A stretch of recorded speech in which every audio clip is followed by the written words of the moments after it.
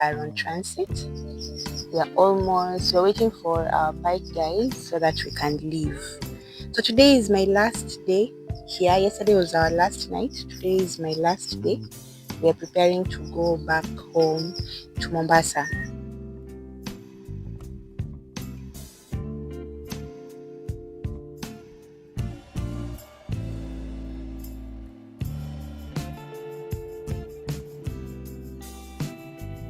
Hi, my beautiful lovelies. Welcome back to my memoirs and a fresh page from my diary. So, travel day was finally here, and this was early morning. It was around 5 a.m. I woke up at 3 a.m. so that I could clear out the dirty dishes, wash them from yesterday's supper. We had ugali and beans, and some of it was left over, and that's what we decided to eat for the morning to avoid anything to do with lighting the fire, and just clear that out. Then leave the place a bit clean. And I also did some last minute packing here and there, though the majority of the packing was done earlier. And what we were supposed to wear, this is what the kids were supposed to wear. I had arranged that some time back and just placed them in the bag. So in the morning I just took that out. They went and washed their faces and brushed their teeth because this place is very, very cold in the morning, and I didn't want the hassle of sijui lighting fire and putting on a sufuria of water so that they could go out and take a bath. They just did the passport bathing. That's what we call it, the half-size bathing, and they were good to go. So what disappointed me was during the night from around 10 p.m. it was raining very, very heavily, and it stopped raining at around 5 a.m. Hey, that thing, it really broke my heart because we were planning to go from Karimboni to Malindi with motorbikes. So with the rain, if it continued raining, I don't think we could have managed to go. We could have just postponed this travel and maybe just go the next day, because it's a long ride, and being on bikes with the rain with luggage and kids just doesn't make any sense. As you can see, it was heavy rain because all these things were full, the tank was full. But who is God? Look at the clear skies. This was a very good sign for me. I believe that God was just saying, you know what, your journey has been approved. You guys are free to go, and nothing is going to stop you. So I was very excited when we came out. I was always checking for the open skies.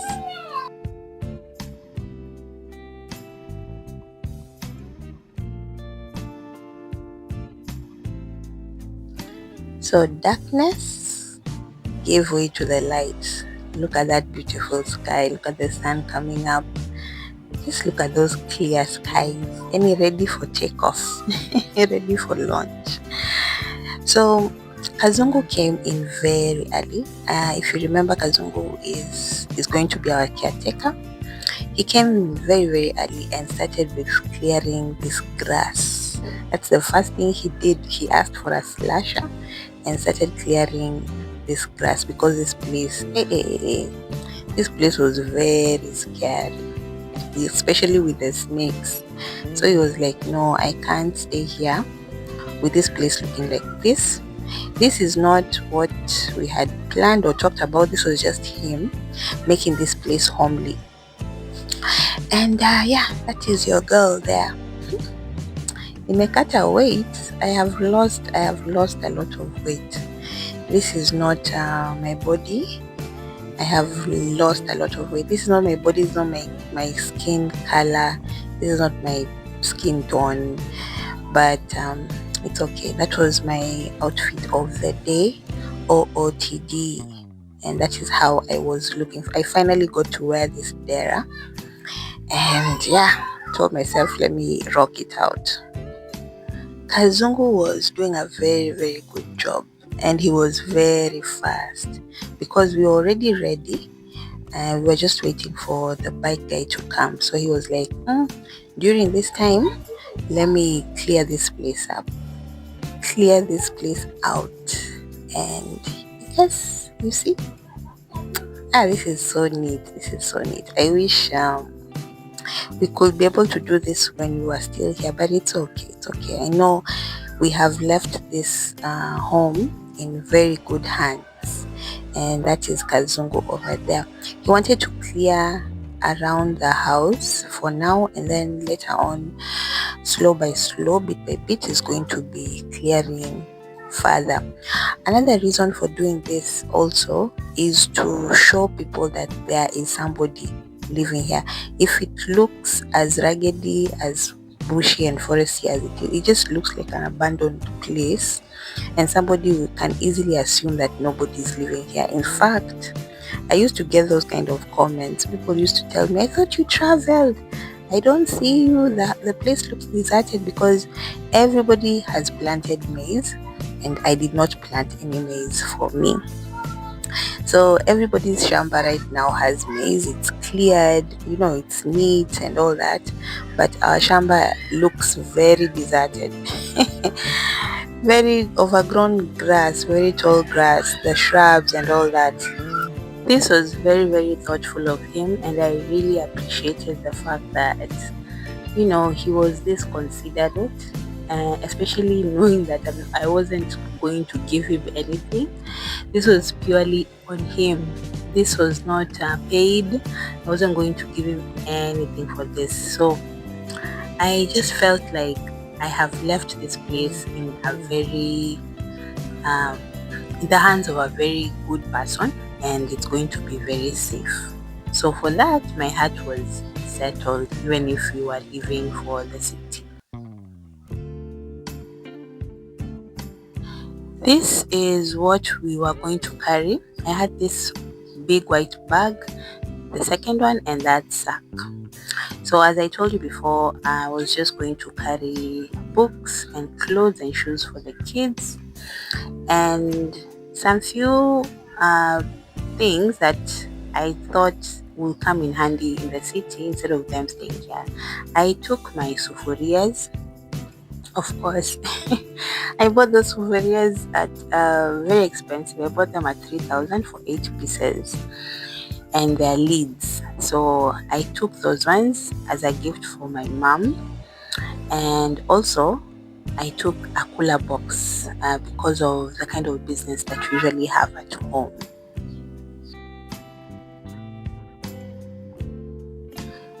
Originally, we were supposed to go with 3 motorbikes, but I thought we were going to pay 600 shillings for a motorbike, but instead we were charged 800. So we had to bargain.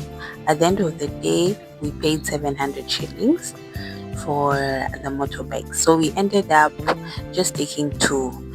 We saw that if the baggage was well arranged, they would just be enough. And money was also not on our side. We were trying to use as little as possible so that at least I have something small left in the pocket. Yes. So we went with 2 bikes, and we fit because one was one bag, me and the girls, and then the other one was one bag and the sack and the boys. My younger one sat in front, and my firstborn, the boy, sat behind. Then for me, my second daughter sat in front, then the bike man, then my third daughter sat in front, then the bike man, then my second daughter, then okay, let me do that again. My third born sat in front, then the bike guy, then my second born, who is my first daughter, sat behind the bike guy, then me, then the baggage, and yes, that was it. So this safari was not bad. The tricky part was between our house and the Maram Road, because that road is usually very muddy, and I panicked a lot because we were very heavy and the baggage was also very heavy. The luggage was heavy, so I was a bit shaken and terrified because of the slipperiness of the road. But God was with us. Everything went very much okay. Everything was smooth. We managed to pass through that and reached safely at the Maram Road. The Maram Road didn't have a problem as such, maybe some few patches here and there because of the rain, but it was okay. And that is how we started our journey from Karimboni going to Malindi.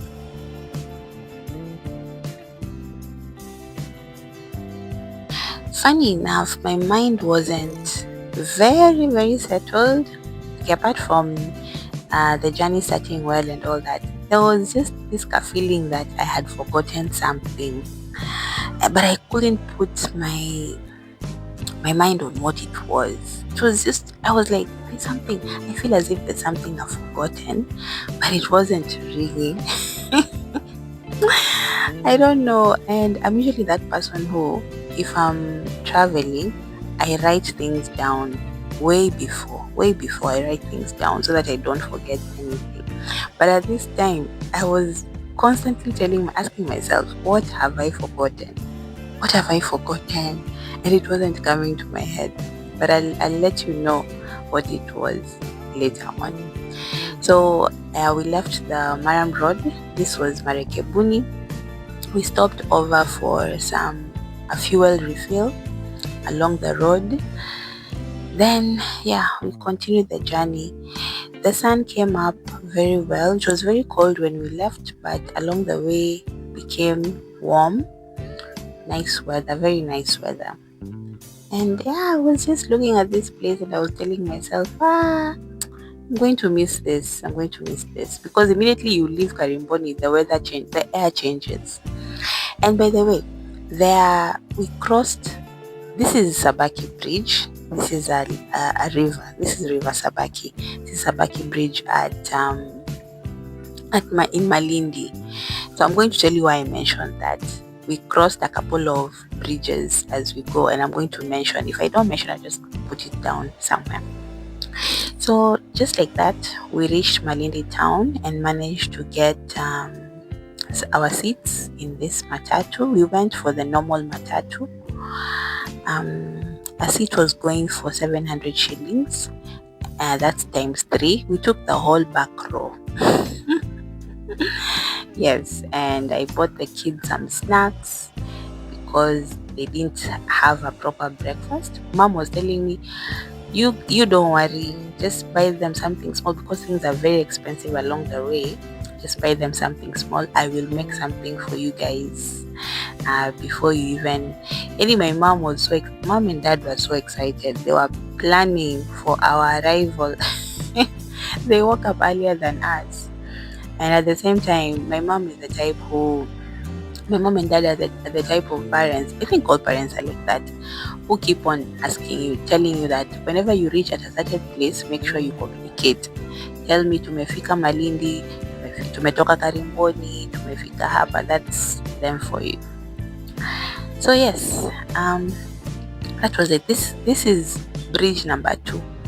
This is Kilifi, yeah. This is Kilifi Bridge. That was Sabaki Bridge. This is Kilifi Bridge. Yes, let me just mention that as we go. This is a long journey. It's around almost 2 hours. I can say 1 hour 45 minutes. Yes, that kind of ride. So by the time you're done, your back is just something else. And when you see the cycles like that, you know you have reached Vipingo. So we are almost in Mombasa. The scenery, I usually love sceneries, so I enjoy this so much. This is the 3rd bridge. This is at Shanzu. So we are leaving Twapa and entering Mombasa County. You're leaving Kilifi County and entering Mombasa, if I'm not wrong. Yeah, that was Shanzu. And this is Nyali Bridge. So this is now Mombasa. We are in Mombasa. I'm telling you, nostalgia. The nostalgia that I usually feel. Something in my heart was just telling me I am home. Karimboni is home, but here I just felt Mombasa is always home. Mombasa is always Bay. So for us, we live in Likoni. Likoni is you have to cross the ferry, and we took a tuk-tuk after alighting from the matatu because of the luggage. It's a bit expensive, but it's very convenient because of the ferry. Ferry is very cumbersome, especially if you have kids and luggage. But this was a Sunday. I didn't want the hustle and bustle. Even my mom and dad were like, no, just take a tuk-tuk straight from the stage, matatu stage, to take you straight home to the door. Yeah, no walking. So this is our ferry. So remember when I told you that I felt as if I had forgotten something? Yes, I forgot to give Kazungu the padlock. Remember the padlock that I bought? It was in my purse. I forgot to give it to him. And I was like, yes, that is it. Something always has to go wrong somewhere, but it wasn't really a big deal. It wasn't something that I could send him some cash so that he can buy another one and use for the time being. Another mishap that we had, is it mishap or mishap, that we had when we were lighting the matatu from Malindi to Mombasa, and we had already boarded this tuk-tuk. We are almost on we starting the journey coming home. I realized that we forgot the bag, the laptop bag, and it had our laptop and my son's belongings. Where? Panic. So we were like, holy shit, what the hell? So the tuk-tuk driver was like, just go and check out the mat because it went to park. It hasn't gone anywhere because it has to load up to take another trip back to Malindi. So I had to run along the stage looking for the mat. Luckily, I remember it because it had a hump of charcoal on the carrier. So I went. The driver was there. I explained myself and was like, yeah, I remember you. Oh, sorry. Hey, pole mama. Then he now gave us the bag. That's the bag. But it had the laptop charger, my son's clothes and all that. Hey, they were like, if that is, it was, nuksi, we call it nuksi in Kiswahili. Wachaiishi. Hiya, finally we were home. So we came home. This is after shamra, the hugs and the kisses and the joy and all that. The kids went and took a bath. Mom had prepared for us some chapatis and beans. This is my children's favorite food. Hubby's favorite, my children's favorite. I am not really a fan, so mom made me some ugali and skuma and eggs. I was too hungry, I didn't even feel that. But we were home safe and sound. We were welcomed. My parents were so happy. My sister was so happy. We were very happy. The journey ended very well. And I guess this is the start of a new chapter. Let us pray and hope for the best. I will keep posting. I have a lot of content lined up for you, so don't worry. This is another chapter, yes, but it's still a continuation of my diary. And we always pray for the very, very best. The food slapped. It was very sweet. We had very long conversations and we were very happy. Honestly, I don't know what the future holds. I don't know how life is going to unfold from this moment moving forward.